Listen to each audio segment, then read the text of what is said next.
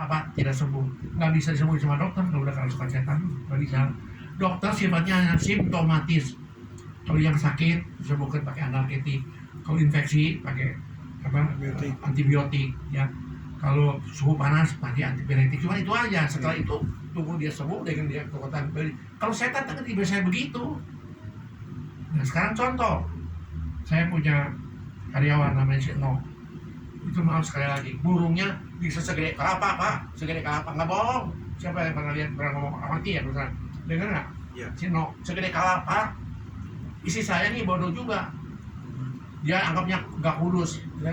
Kapan lagi lu lihat barang gua juga nggak segede gitu, ini segede kelapa. Siapa yang udah lihat burung segede kelapa? Ada? Nah, ini dulu ya.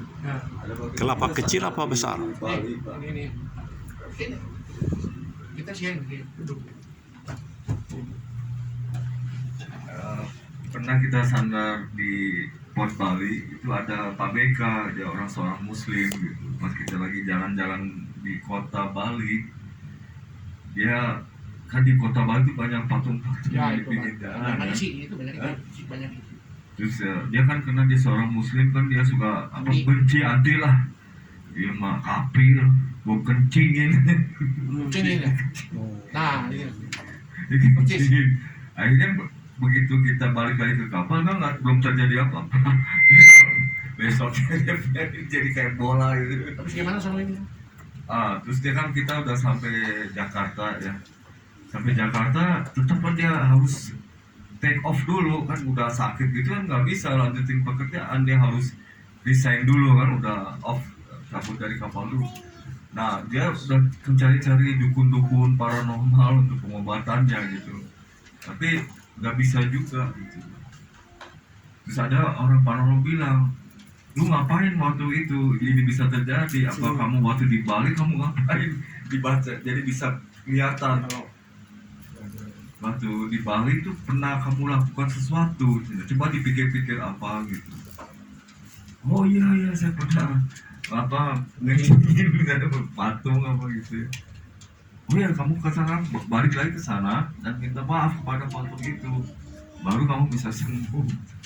Akhirnya dia lakukan itu ya, ternyata ya sembuh.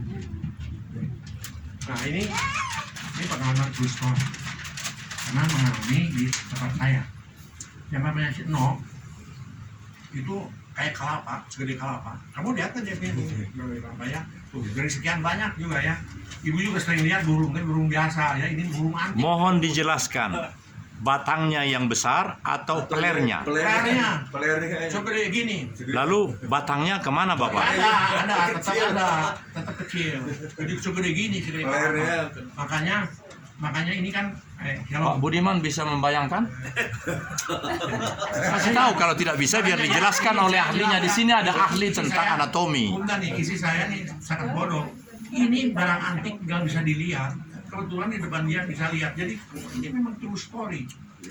Apa yang dibayangkan Pak Nanda? Kalau tidak jelas nanti kesaksian Bapak. Bentuknya kan nggak terbayang. Kalau lihat begini, jadi yang penting balonnya bisa segede kelapa. Balonnya, bukan batangnya. Batangnya tetap. Isi saya susah saya lihat bodoh, dia nggak mau bodoh. Iya. Nah, benar itu kan.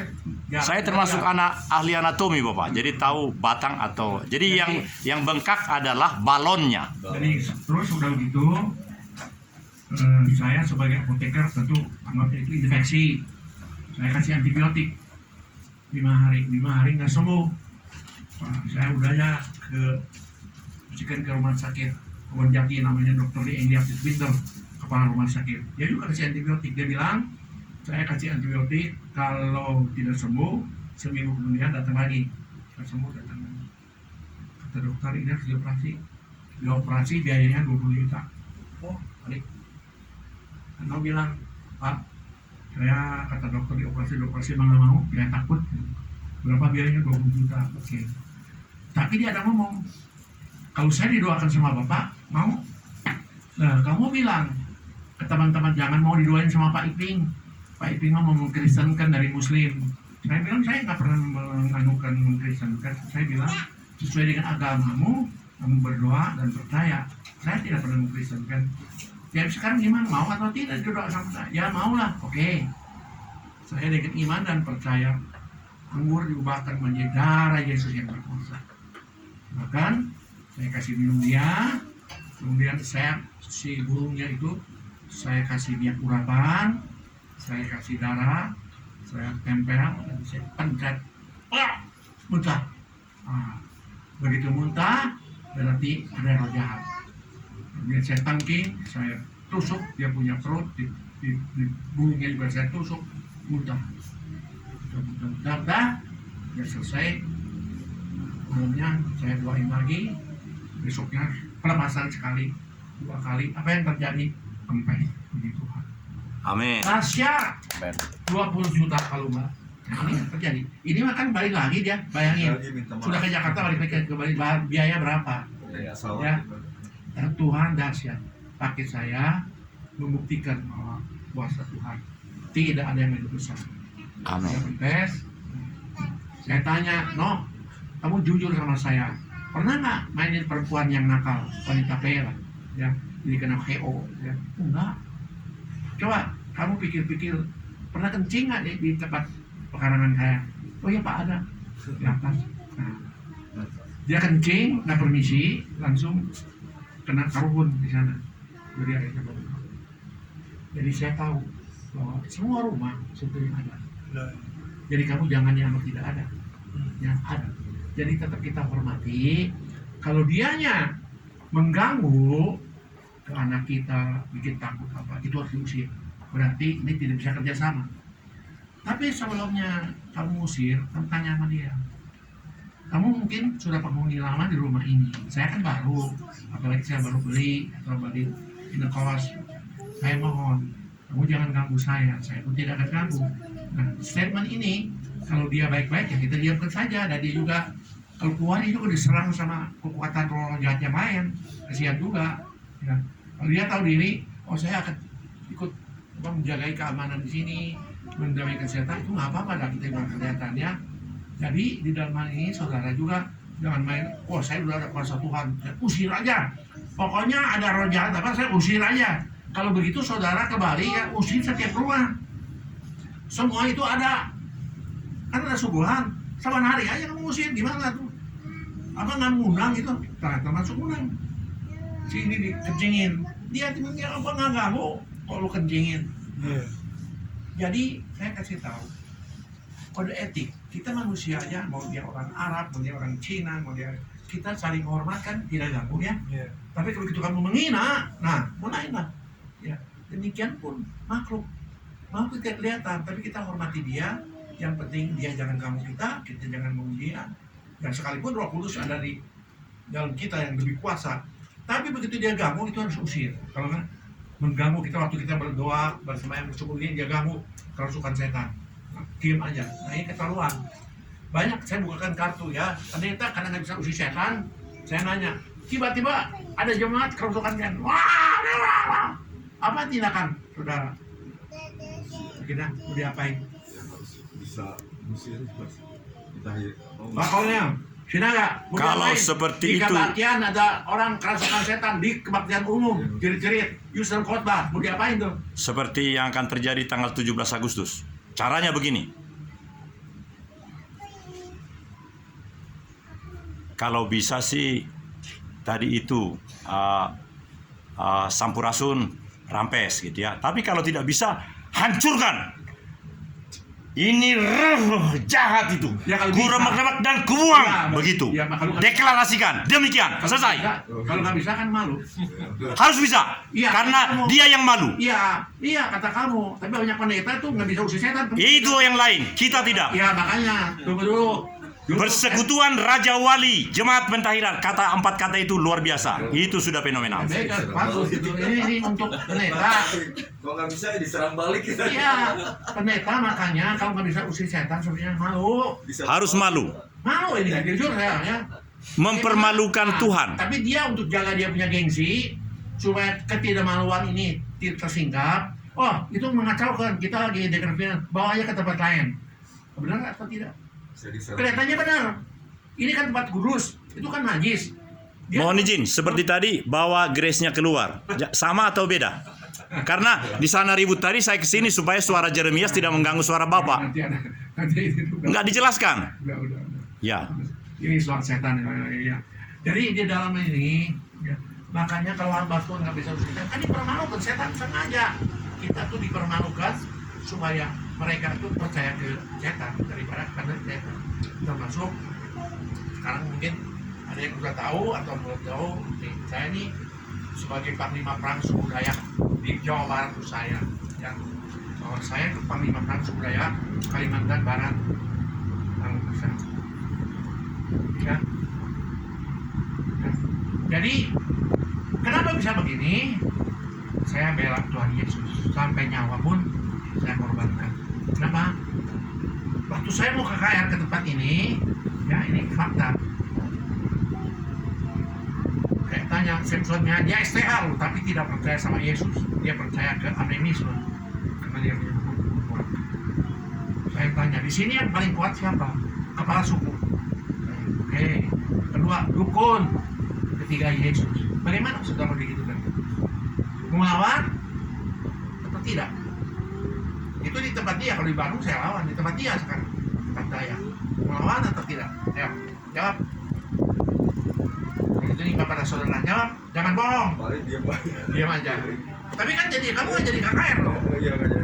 Kita sudah siapin KKR nih. Dia bilang begitu bagaimana? Ada yang jawab lagi.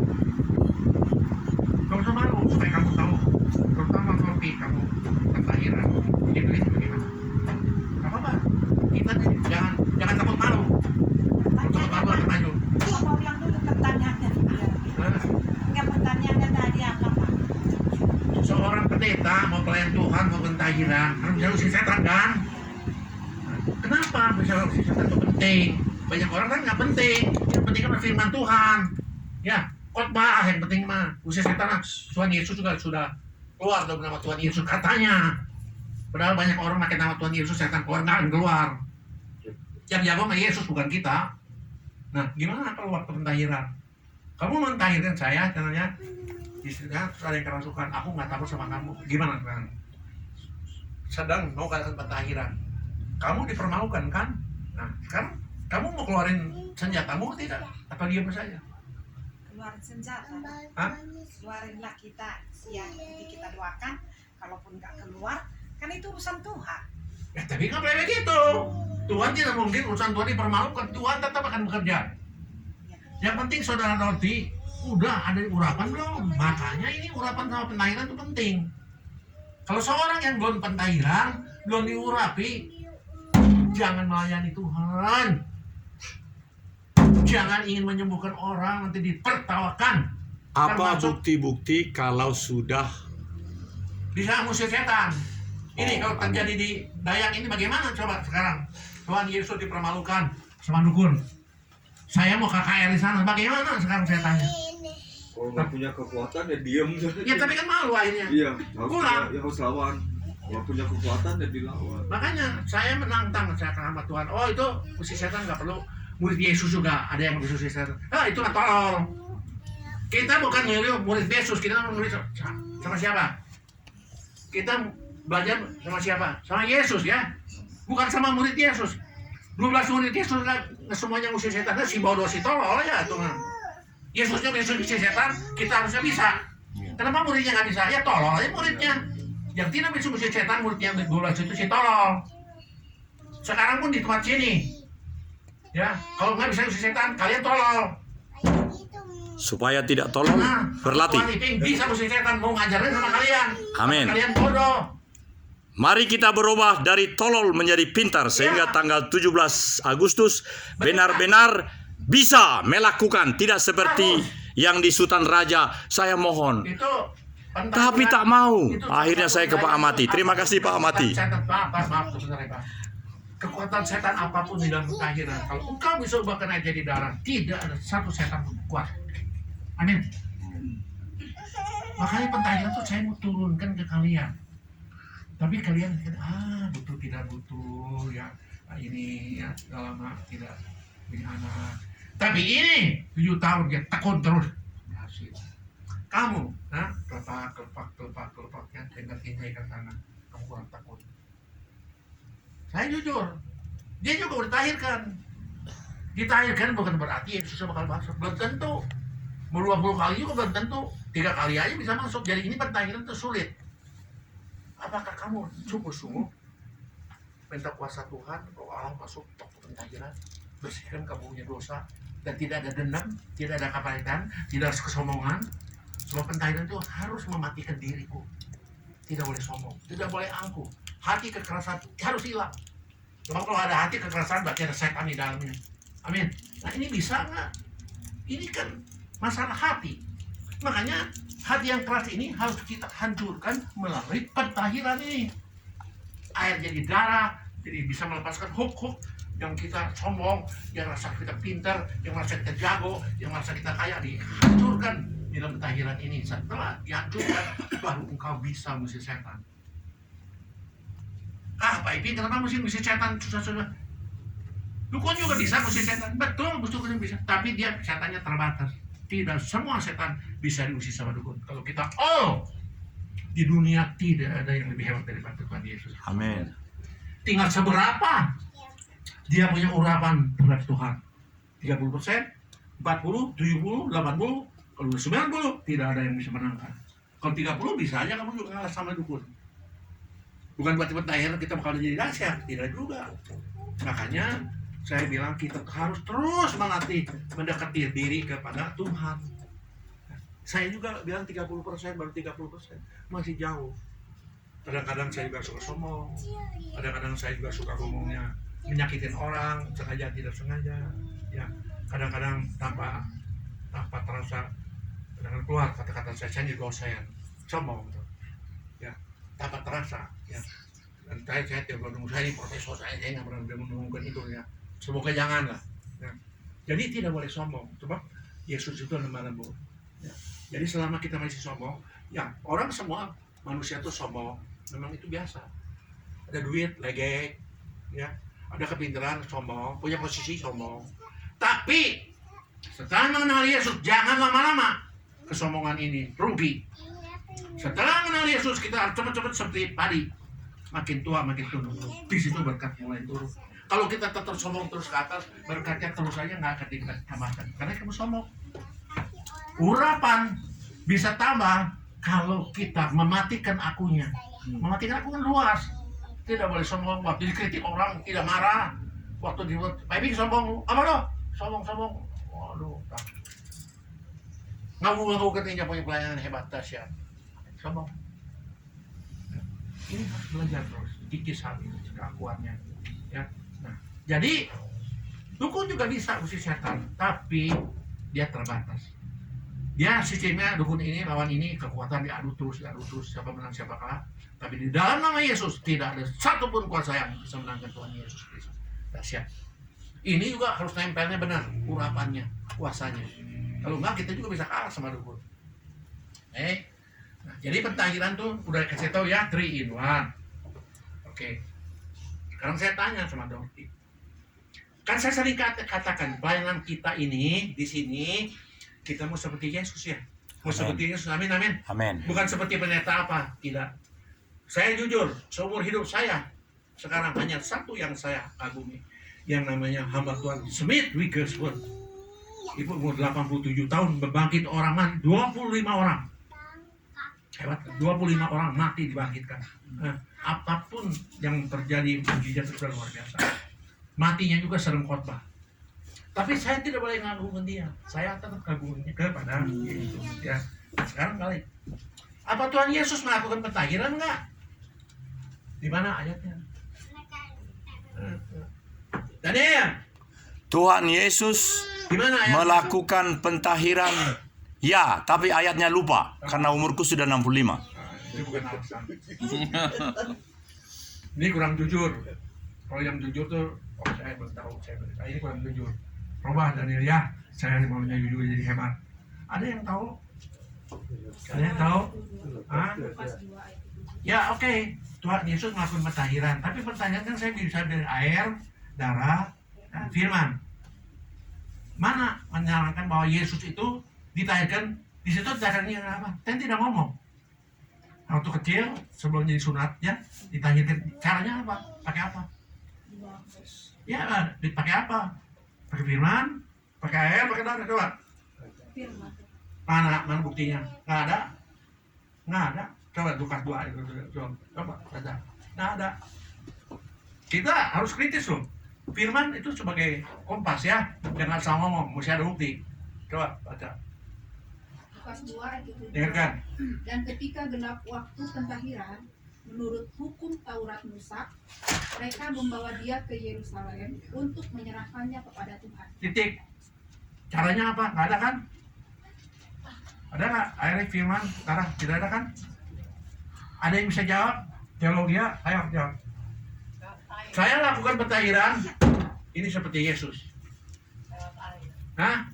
Mana buktinya? Ayatnya. Kalau kita baca dari perjanjian lama, Ya mana ayatnya? Ya, jangan Ayatnya. baca-baca mana itu. Lupa buktinya. sama saya. ayatnya. Hah? Itu kalau di perjanjian lama ayat tentang pentahiran dilakukan dengan air. Itu Yesus bukan? Bukan. Bukan sih. Tapi saya mau nanya Yesus. Ya. Kita karena harus percaya pada Yesus. Yesus Karena melakukan Yesus pentahiran. ikut bangsa Yahudi. Saya tidak mau bangsa Yahudi. Itu pentahiran juga terjadi di Yeskiel ya. Yeskiel 36. Siapa yang melakukan itu? Hamba Tuhan Elisa. Ya, Elisa yang melakukan pentahiran. Elisa pentahiran Naaman. Bukan Yesus loh. Bukan Yesus. Tapi saya yakin Yesus tuh melakukan pentahiran untuk dia. Kehadirannya mungkin sudah mentahirkan. Hah? Kehadirannya dia Ya tapi itu kan nggak bisa logis. Ya kan, Yang logis ini mah bahwa Yesus tuh melakukan air, firman dan darah. Ayo, kan bayi masih nggak tahu kecil. iya pasti pakai air, dimandiin apa pakai air. Cuma air saja. Iya. Ada Yesus juga terkait dan darah. Ada Yesus yang berfirman. Ayo, teologi keluar. Saya maksudnya nih. Pertanyaannya adalah bahwa Yesus juga ditahirkan dengan darah dan air firman. Di mana itu barang itu? Tanya nanti dulu, saya mau tanya dulu. Itu saya juga bertanya. Dia nih tanya dulu nih, ayo. Nggak bisa jawab nggak? Saya yakin. Pak Budiman bisa jawab. Atau kalau tidak bisa ya bilang tidak bisa.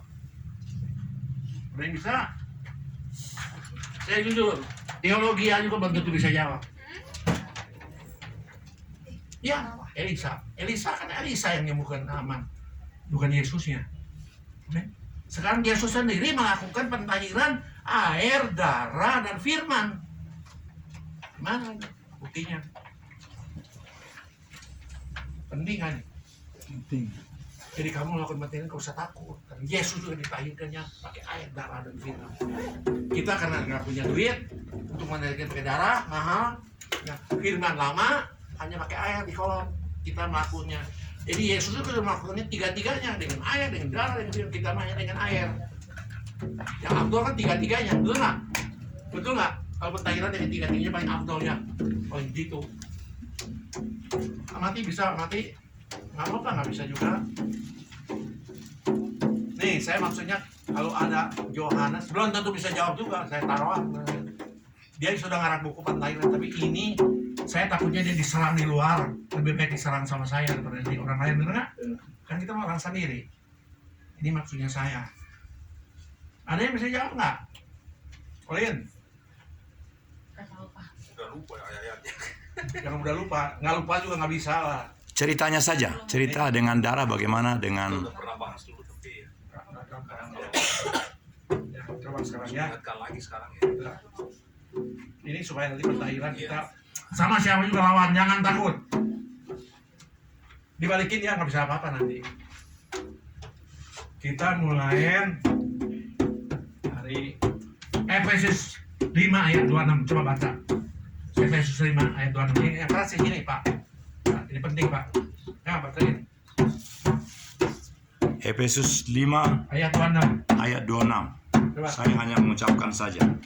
Coba bacakan. Kamera saya arahkan kepada pembaca. Ya, ini. Keras. Kamu diam dulu di sini ya. Efesus 5 ayat 26. firman Tuhan untuk menguduskannya sesudah ia menyucikannya dengan memandikannya dengan air dan firman. Siapa itu ya? Tuhan Yesus. Ya.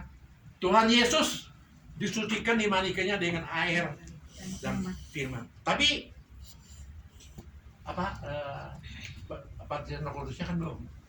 Harusnya kan 3, air, firman, dan kudus. Sekarang Roh Kudusnya belum. Mana lagi? Ini baru 1 ayat. Betul nggak? Roh Kudus ketika dia dibaptiskan oleh Yohanes. Mensucikan itu purification, berarti apa? Pentahiran. Ya, purification itu pentahiran, mensucikan dengan memandikannya dengan air dan firman. Yesus baru 2. Satu lagi, Roh Kudus. Di mana? Di mana? 1 Yohanes 5 ayat 6. Coba. Tadi 26, sekarang 1 Yohanes 5 ayat 6. Ayat 6.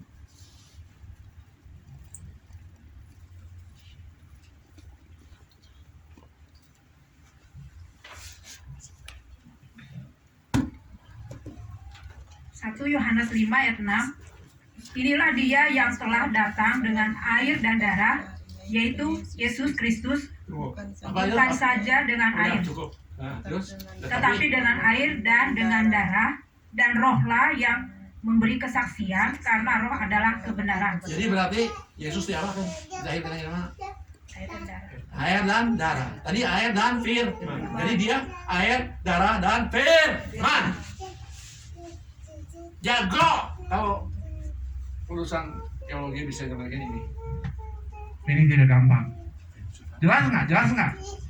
Jadi kita kalau melakukan pentahiran nggak usah takut, Dorti.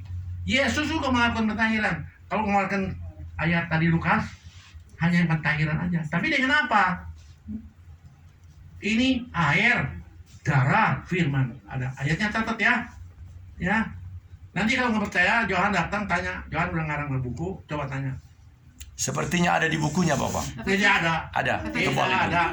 Tidak ada. Berapa tadi? 5. Tidak ada. Efesus 5 ayat. Ayatnya nggak ada. Mungkin ayatnya ada, tapi kesimpulannya nggak ada. Itu air dan Ngerti nggak? Pak, ngerti nggak? Ayatnya ada, pasti dimasukin ya. Tapi kenapa Yesus ditahirkan oleh air, darah, dan firman? Buktinya mana?